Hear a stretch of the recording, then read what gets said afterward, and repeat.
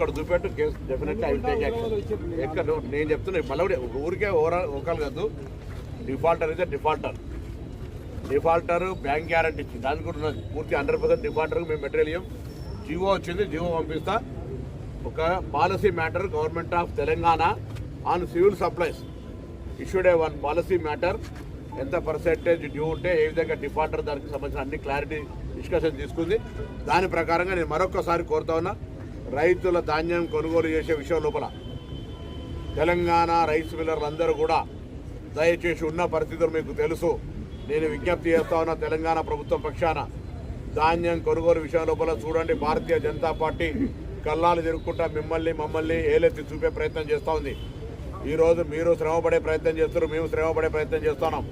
రైతులకు ఇబ్బంది కలగద్దు, ధాన్యం కొనుగోలుకు సంబంధించిన ప్రక్రియ సఫాగా జరగాలి.